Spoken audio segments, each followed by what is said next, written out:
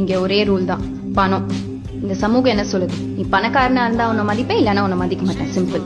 நீ எங்க வேணா வேலை செய்ய, எவனை வேணா சுரண்டி தின்னு, காக்கா பொடி, அடி மேற, ஊழல் பண்ணு, லஞ்சம் வாங்க, குத்து, அடி, மிரட்டு, கொலை பண்ணு, ரேப் பண்ணு, எத்தனை பேர் வயிற்றுல வேணா மிதி, எவ்வளவு பேரை வேணா முட்டாளாக்கு, பல்லாயிரக்கணக்கான லட்சக்கணக்கான கோடிக்கணக்கான பணத்தை வேணா கொள்ளையடி, யாரும் ஒன்ன தூக்கி போட்டு மிதிக்க மாட்டாங்க. ஏன்னா அந்த சமூகத்துல ஒரே ஒரு விதிதான், நீ பணம் சம்பாதிச்சா அந்த சமூகம் ஒன்ன மதிக்கும், நீ பணம் சம்பாதிக்கலன்னா அந்த சமூகம் ஒன்ன மதிக்காது. சிம்பிள்.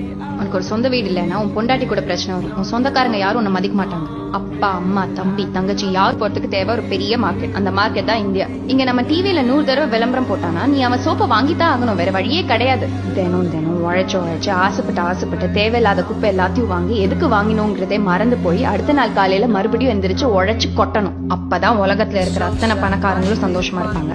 அவங்கள சந்தோஷமா வச்சுக்கதான் கடவுள் ஒன்ன படைச்சிருக்காரு. இது எல்லாத்தையும் புரிஞ்சுக்கிட்டு இந்த சமூகம் சொல்லி கொடுக்குற மாதிரி உன் தேவை எல்லாத்தையும் பூர்த்தி பண்ணிக்கிட்டே சேர்த்து போ.